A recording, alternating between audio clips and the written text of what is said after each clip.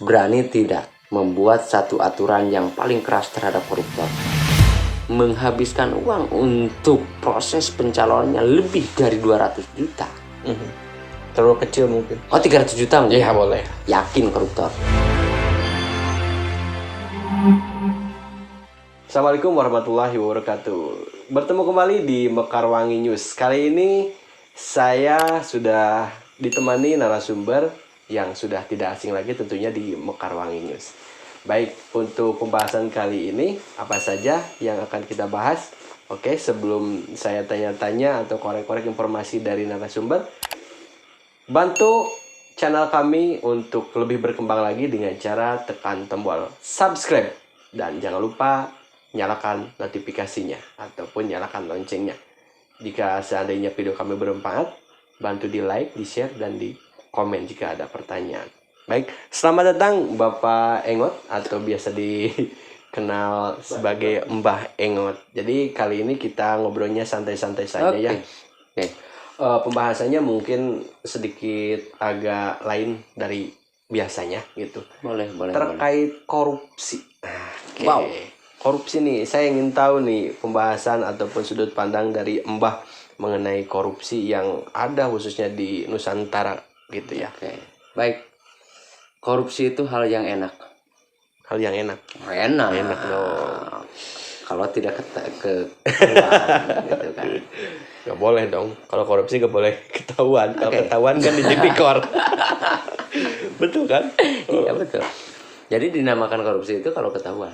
Betul. Itu Kalau kan? tidak ketahuan mah bukan korupsi. Bukan korupsi. Gitu. Itu yang jadi buat teman-teman yang mau korupsi boleh asal jangan ketahuan. Oke. Assalamualaikum warahmatullahi wabarakatuh. Selamat malam semuanya. Ya. Kita ngobrol asik aja lah ya. Iya. Karena kalau kita tidak asik tidak bisa ngobrol. Soalnya saya udah lama juga berbincang-bincang ya di Ya, channel kita betul, ini. betul. Dari kemarin-kemarin kan hostnya ya ada yang baru gitu mungkin. Dan saya coba untuk kembali lagi karena podcast kita pertama kan yang rame itu sekarang udah viewsnya lumayan. Mudah-mudahan kali ini kita menjadi naik lagi. Oke, siap. Oke, terima kasih ya. Kita bahas terkait korupsi. Korupsi itu kalau dari sudut pandang saya ini serius ya. Serius ini. Saya juga serius. Iya. Itu kan sebuah penyakit. Penyakit itu datangnya dari berbagai arah. Dan sampai saat ini ahli belum bisa mencari obat untuk mengobati penyakit ini. Itu kan permasalahannya. Buktinya masih banyak orang yang tertangkap. Ya, oleh KPK. Yang pertama, yang korupsinya bodoh, gitu kan? Karena ketahuan, bodoh. Yang kedua, memang obatnya belum ketemu. Namun, kita kan selalu sebagai masyarakat, kita dalam penuntasan korupsi itu harus ikut andil dong. Sebagai masyarakat kita harus Jelas, bisa mengawasi. Harus. Jangan diserahkan sama KPK saja, sama tipikor saja. KPK kalau tidak ada pelapor kan nggak bisa. Ya, susah juga sebenarnya. Yang pertama kita harus aktif. Aktif dalam melaporkan semua kejadian yang ada di daerah terkait korupsi. Itu yang pertama. Yang kedua kita harus cerdik.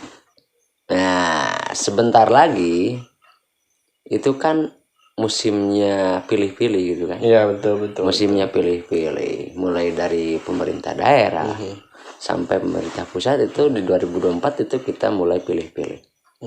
Karena mengapa saya katakan titik awal korupsi itu dari pilih-pilih sebenarnya. Iya toh? Betul. Satu, terjadinya korupsi itu terjadi karena masyarakat. Jadi masyarakat itu harus cerdas dalam memilih itu, jangan sampai terbuailah. Iya. Yang jadi permasalahan masyarakat sudah tahu tidak cara memilih pemimpin yang baik dan benar. Nah itu menarik. Jadi masyarakat jangan mendikte, wah si ini salah, si ini nggak bisa kerja, si ini korupsi, KPK-nya kerja gitu kan. Padahal pilihan dia sendiri. Betul. Berarti siapa yang salah? Masyarakat. Yang milih dong. Nah, yang pertama itu. Jadi yang harus kita encamkan nih dalam hati, kita harus menjadi pemilih yang cerdas supaya tidak mendapatkan pemimpin yang korup. Bagaimana menjadi masyarakat yang cerdas? Gampang sebenarnya, gampang, mudah. Ciri-ciri koruptor itu sebenarnya sudah ada sejak dia mencalonkan diri. Kenapa Anda bilang Ya seperti itu? jelas. Gini, kita hitung-hitungan dan kita mencoba mengedukasi masyarakat nih. Jangan kita bandingkan di presiden dulu ya, terlalu jauh. Terlalu jauh. Seandainya kita dari pemilihan yang paling rendah yang ada di daerah kita, RT. Kades lah. Oh gitu. Kades lah. Boleh. Kades lah. Kalau RT kan jauh lah dari korupsi. Korupsi waktu mungkin. Oke. Ketika pemilihan kades itu terdapat beberapa calon, karena kalau satu calon kan susah. Susah nggak bisa. Pasti lebih dari satu kan? Harus.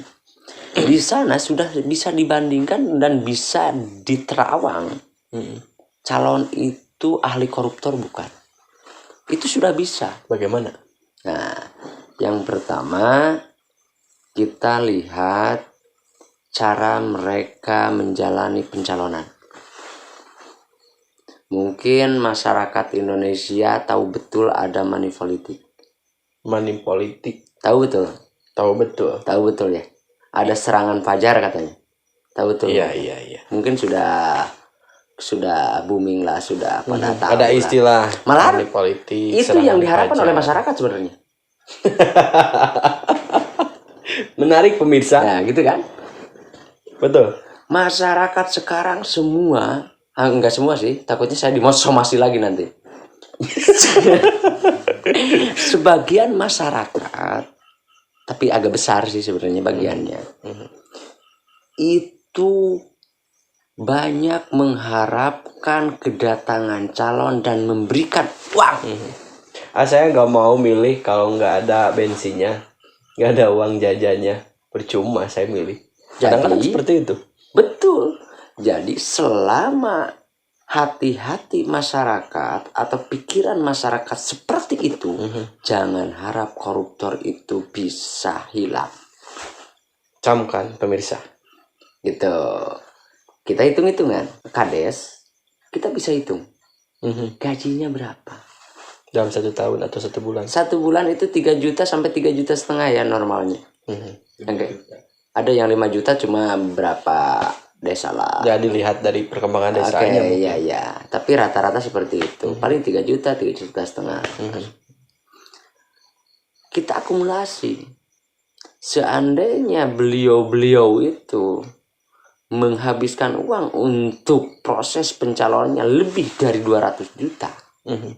Terlalu kecil mungkin. 300 juta mungkin. Iya boleh. Yakin koruptor. Kenapa bilang yakin koruptor? Kenapa? Gini, kita hitung.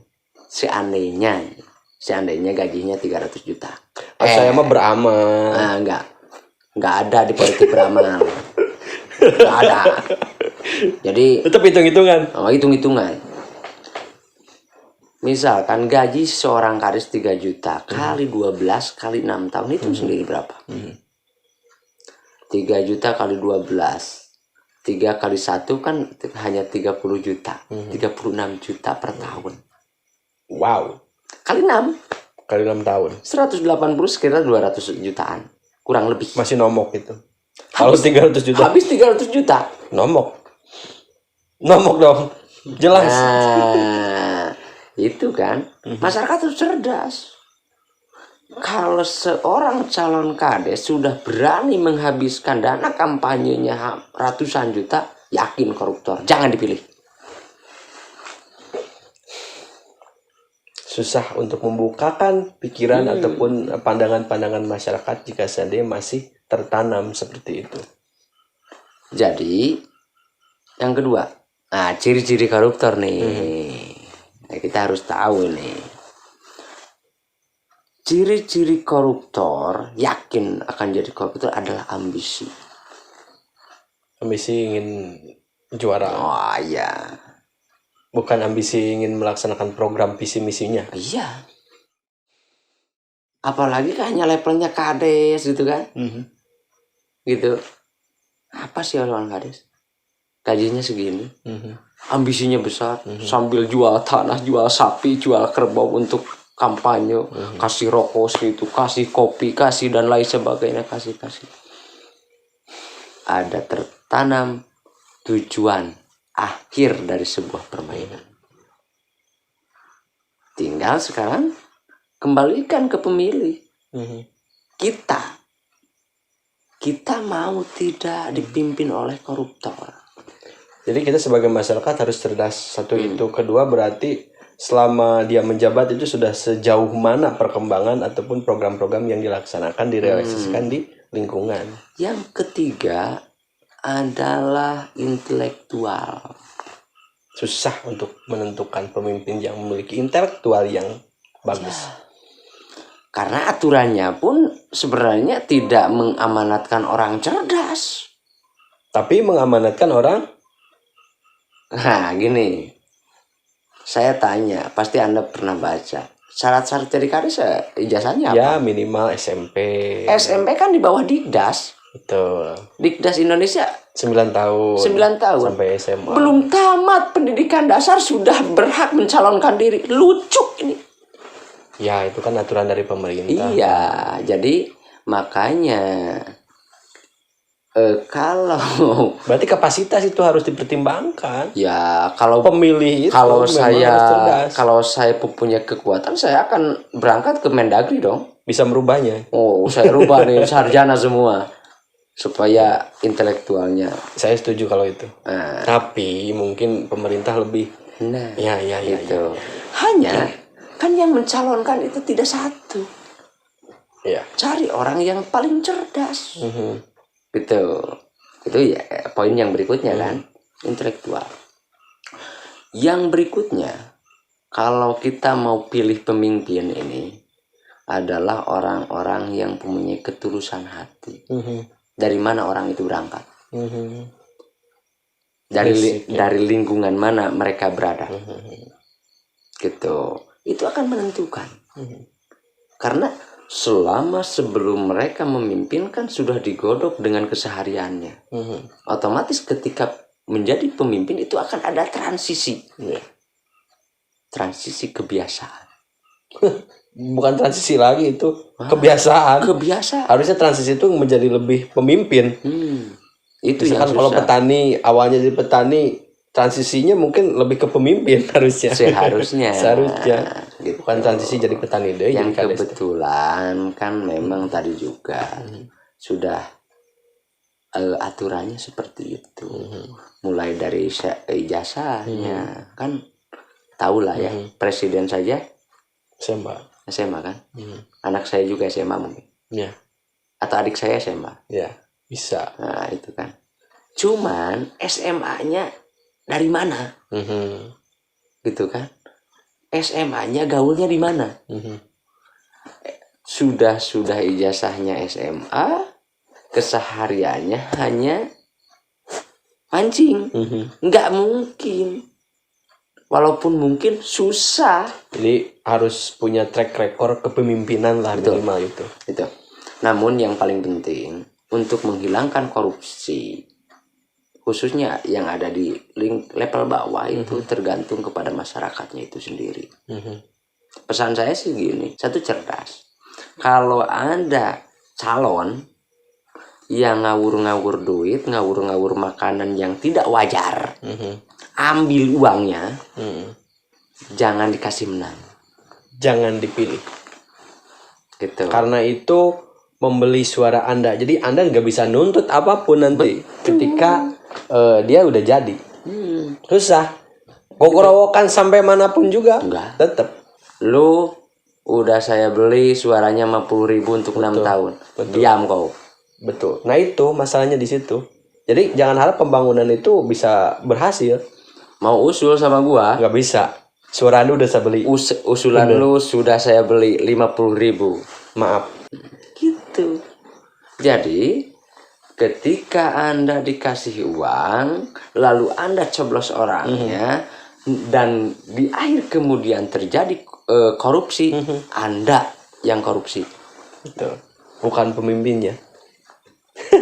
Karena Gitu. motivasinya dari Anda sendiri, dari masyarakatnya sendiri. Nah, jadi gitu. satu yang perlu kita garis bawahi, seandainya masyarakat pingin punya pemimpin yang tidak korup, yang pertama adalah jangan kasih menang buat orang-orang yang memberikan uang gara-gara ingin dipilih. Paling nggak berapa sih dikasih juga. Paling gocap. Gitu kan. Malahan ambil uangnya, coblos yang lebih amanah. Nah, itu. gitu. Korupsi terjadi itu karena ada aturan. Aturan yang mengikat, terlalu mengikat. Enggak, karena ada aturan. Kalau aturan tindakan pidana korupsinya dihilangkan, habis semua koruptor tidak ada. Betul kan? Nah, terjadi kesalahan karena aturan. Gitu. Hanya efek dari aturan itu seperti apa? Berani tidak bapak-bapak dewan yang ada di parlemen gitu kan, ini amanat, berani tidak membuat satu aturan yang paling keras terhadap koruptor, hukuman mati lah misalkan, berani tidak? Seperti negara-negara lain mungkin ya. Misalkan ada korupsi di atas 100 juta udah suntik mati misalkan. Misalkan ini, misalkan mau tidak? Kalau bicara melanggar HAM itu kalau tidak dikasih tahu. Kan ini awalnya dikasih tahu dulu. Contohnya gini. Di dalam sebuah obat, anggaplah itu obat tikus. Gitu kan? Tertera di sana, tidak untuk dimakan oleh manusia. Itu udah warning. Wah, jelas itu kan tidak boleh. Ternyata saya minum. Pabrik pembuat racun tikus melanggar HAM tidak? Tidak. Itu kesalahan saya dong. Begitu juga aturan. Buat aturan sekeras mungkin, sosialisasikan supaya orang tahu, lalu mereka tetap melanggar. Itu kan kerjaan dia. Kalau sudah terbukti. Apakah melanggar HAM? Kalau kita bicara HAM. Ya. Jadi jangan mengimplikasikan ini melanggar HAM untuk menutupi sebuah kesalahan. Baik. Contohnya, ini masalah HAM nih. Masalah HAM ini. Di atas sana ada kabel aliran listrik. Tegangan tinggi. Ada warning kan? Tegangan tinggi. Saya tahu dong. Iya. Resikonya saya tahu. Matilah kalau kesentuh. Saya sentuh. Mati saya. Melanggar HAM. Apakah PLN melanggar HAM? Enggak lah. Enggak kan? Enggak. Karena sudah tahu. Saya sudah tahu kalau saya nyentuh listrik itu, aliran listrik itu, saya akan mati. Konsekuensinya mati. Gitu kan? Nah, itu. Kita bandingkan lagi. Contoh kecil saja. Contoh kecil ini. Nanti kita bandingkan dengan aturan hukuman mati buat koruptor. Ya. Apakah melanggar HAM atau tidak? Ini kan kita nih, kita orang desa nih. Orang biasa. Kalau masalah hukum silakan aja. Ada ahlinya. Ada ahlinya. Ini kan pandangan kita. Misalkan kita tahu di sebuah halaman rumah orang itu ada sumur. Ya. Kita sudah tahu. Malahan kan pakai pagar gitu ada pengamannya. Kan. Ada pengaman gitu kan. Tiba-tiba ada layang-layang. Diberi. Dikejar gitu kan. Nyangkut tuh. Di atas sumur. Lalu kita naik. Kita ambil. Terus kecelakaan. Dia masuk sumur. Terpleset. Layangannya. Misalkan saya kejebur lah. Matilah saya. Iya. Siapa yang salah? Dialah layangan aja kok dikejar-kejar sampai di atas sumur. Tuh. Nah, ini masalah aturan. Para pemangku kebijakan mau tidak membuat aturan yang sekeras mungkin. Mungkin itu udah keras sebetulnya. Enggak dong. Enggak. Kenapa? Karena masih ada yang melanggar tuh. Nah, kalau sudah keras gak ada yang melanggar. Saya menantikan ada hukuman mati buat koruptor. Apalagi yang koruptornya orang yang membuat aturannya. Baik. Iyalah. Yang membuat aturan siapa? Para dewan. Iya. Para pemangku kebijakan di pusat sana. Saya enggak. Saya kan enggak buat aturan. Korupsi enggak. Karena enggak ada kesempatan. Kalau ada kesempatan saya pikir-pikir. Maksud saya, mereka buat aturan, tapi yang banyak ketangkap mereka. Lucu kan? Lucu. Apakah itu melanggar HAM? Tidak. Bunuh diri kan? Bunuh diri itu melanggar hukum tidak? Melanggar hukum syariah. Enggak, secara negara. Apakah orang yang bunuh diri bisa dipidana? Susah. Pidana siapa? Mayit dipidana. Kan lucu. Logikanya seperti itu. Menarik pemirsa. Nah, orang yang membuat aturan hukum banyak tertangkap tangan melanggar hukum. Apalagi kita yang tidak tahu hukum. Jelas. Buta hukum pemirsa. Apalagi masyarakat jelata yang tak pernah diberikan penjelasan tentang hukum. Jadi sosialisasi tentang hukum itu memang harus menyasar ke masyarakat. Betul. Sudahkah kita mendapatkan sosialisasi dari pemerintah? Betul. Gini, kita masuk ke aturan agama nih. Ya. Agama mengamanatkan tidak ada hal yang salah kalau kita tidak tahu. Ya, betul. Betul kan? Betul. Contohnya, kita maling, makan, atau maling singkong, maling cau, kita tidak tahu aturannya. Kita tidak tahu apakah itu aturannya haram, batal, dan sebagainya. Itu kan ada kebijakan. Seperti puasa lupa gitu makan. Nah, itu. Kan. Ketika bulan puasa dilarang makan minum ketika belum buka, gitu kan? Ternyata kita lupa. Kita minum. Sah-sah saja. Tidak kan? Tidak. Tidak, betul. Asal lupa benar. Jangan tidak tahu melupakan. kan? Tidak tahu. Tidak tahu. Nah, di sini kita ada yang perlu digarisbawahi. Ada masyarakat jelata yang ngomongnya misalkan ini gitu kan, nggak jelas. Lalu ditangkap pelecehan lah dan lain sebagainya. Banyak itu. Iya.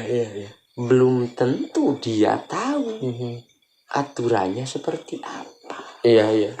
Media sosial sekarang kan udah mudah lah untuk menyalahkan atau ya bisa saja mengungkapkan kekesalannya di media sosial. Padahal kan aturannya sudah jelas. Gitu. Gak boleh kan? Tapi mereka yang berbuat seperti itu, apakah tahu tidak aturannya? Nah, ini kan perlunya adanya sosialisasi. Terkait kembali lagi kepada tindak pidana korupsi, kita terlalu jauh melebar. Bagaimana sih caranya supaya koruptor itu hilang? Saya kira kan susah. Namun ada cara selama kita mau. Yang pertama adalah buat aturan yang sekeras mungkin. Kalau boleh, hukuman mati lah. Apakah melanggar HAM? Saya kira tidak. Karena kan itu ada warning. Kalau tidak mau dihukum mati ya jangan korupsi kan gitu. Betul. Kalau mau korupsi bunuh diri. Lucu gitu kan. Tinggal kembali lagi ke pemangku kebijakan. Itu. Yang kedua, pesan yang saya ingin sampaikan, jangan mau diiming-iming oleh uang. Betul. Ketika ada proses pemilihan, mau itu kades, mau itu bupati, mau gubernur, mau presiden, mau dewan, dan apapun, jangan pernah mau diiming-iming oleh uang.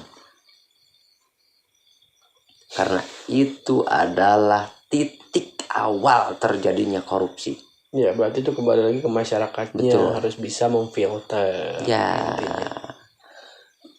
Yang berikutnya pesan saya adalah mari kita rapatkan barisan. Sebentar lagi itu 2024, waktunya pilih-pilih. Pesta demokrasi. Mudah-mudahan pesan saya nanti di ACC oleh masyarakat. Apanya? Yang mana? Yang tidak akan mau diiming-iming oleh uang. Mudah-mudahan semakin cerdas ya masyarakatnya gitu. dalam menentukan pimpinan. Tapi kalau memang masih ada rayuan uang dan kita terbuai, jangan harap punya pemimpin yang anti korupsi. Betul. Itu aja sih sebenarnya. Ya. Keren sekali pemirsa, mungkin perbincangan kita kali ini terkait pembahasan korupsi, dan itu mudah-mudahan memberikan pencerahan ataupun edukasi untuk kita semua. Terima kasih, mungkin demikian ya perbincangan kita. Sampai ketemu lagi di video selanjutnya, dan mudah-mudahan kembali saya menjadi host dan rekan saya yang sudah tidak asing lagi mungkin di Mekarwangi News. Bila mana ada yang mau komen terhadap komenan saya, tolong dikomen di kolom komentar. Ya, itu lebih baik. Jangan komennya di media sosial yang kita sharekan ya. Jadi di YouTube saja gitu komennya. Oke. Terima kasih mungkin video kali ini. Sampai ketemu lagi di video selanjutnya. Jangan lupa like, share, komen, dan subscribe.